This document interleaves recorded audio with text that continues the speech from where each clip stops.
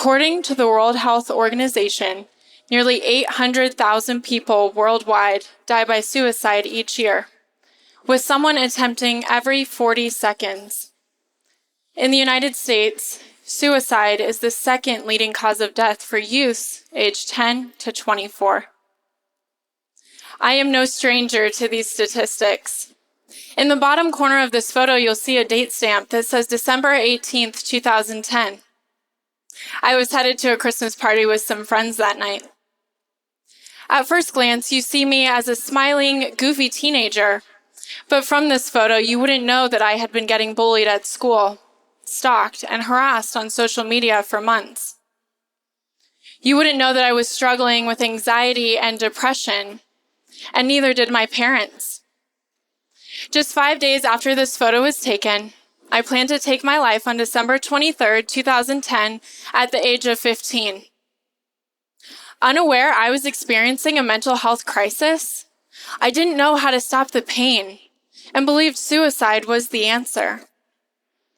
Thankfully, I survived and I'm alive today because of my family's support, my faith, and postvention services. But I've often wondered what would have happened had I been educated about mental illness at a young age. When I was growing up, we didn't discuss or learn about anxiety and depression. My health book in high school had one chapter dedicated to mental illness, but most of the class focused on sex education and physical illness. Over the past few years, many school districts throughout the country have made advancements to implement mental health programs in schools. Sadly, every student is not required to participate, and many school districts have not had the opportunity to apply such programs. Recently, we've seen legislation passed in Arizona and California requiring both physical and mental health education in schools. However, we know this is not constant for each state. Many students do not have the same family support as I did, or access to mental health care and education. Let me ask you a question. How many of you have ever broken a bone? When you broke that bone, did you sit at home and look at it and wait for it to get better? You might laugh, but it's only funny because you know that a broken bone will not heal itself properly without going to the doctor, seeking treatment, taking medication, or going to physical therapy. While breaking a bone might be scary, seeking help for it is less scary. So why is it that when we are emotionally broken, we sit back and wait for it to get better? Each year, millions of people seek treatment for a broken bone, yet according to 2020 CDC data, 60% of youth did not seek treatment for a mental illness. How many of you can say you know exactly what to do during a mental health crisis? Even though just as serious as a broken bone, a mental health crisis might not be prioritized the same. Ironically, reaching out for help with a mental illness could look very similar to a broken bone and could include going to the doctor, seeking treatment, taking medication, or going to therapy. Yet somehow, people are still ashamed to reach out for help, or they don't know where to go. The word prevention means the action of stopping something from happening. In order to prevent youth suicide, we have to provide the building blocks to living a balanced life and the coping techniques to navigate difficult life situations. I believe this can be achieved through a national health curriculum. So, what is a national health curriculum? Well, just like most things in life, the answer is complex. Recognizing there are different dynamics throughout our country, a health curriculum would have to grant flexibility based on various needs and partner with outside agencies and organizations. But at its core, the concept is consistent. Require a health course for middle and high school students that addresses physical, emotional, and mental well-being. This course would replace current health classes, but would keep standard elements. The course would discuss the various factors our young people face and provide education on what to do during times of crisis. It would teach them to care for their mental and physical bodies by discussing topics like human anatomy, stress, mental health, nutrition, physical health, human connection, and substance misuse. Within these topics are important life skills such as managing social media, navigating bullies, confidence, body image, developing healthy relationships, and understanding addiction. You might be a parent, caregiver, or educator who is regularly around teens and young adults. You've likely noticed our youth are dealing with more stress than ever before. Social media quickly impacted the way we all live, but our young people were basically born addicted to it. Our phones can do what a computer can, and the internet feels like a lifeline. This means our young people have access to the world and its demons at an incredibly young age.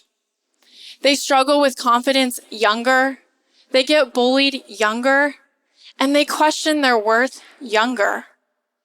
There's huge pressure to be internet famous, wealthy at a young age, and perfect in all ways. According to the Mayo Clinic, 6.2 million teenagers reported getting bullied online in 2017. Despite the advancement of technology and platforms that connect us, our youth feel alone.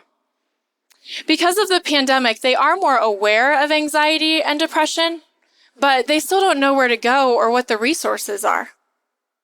A revised health curriculum would help destigmatize reaching out for help because it would become second nature to them, just like reaching out for a broken bone. Mental health care would become a part of their everyday routine. So, how will this health curriculum be created? I spoke at a private high school a year ago and was fortunate to meet a teacher named Patty Bruhard. I didn't know much about her course, but they were learning about mental illness, and she wanted me to share my story.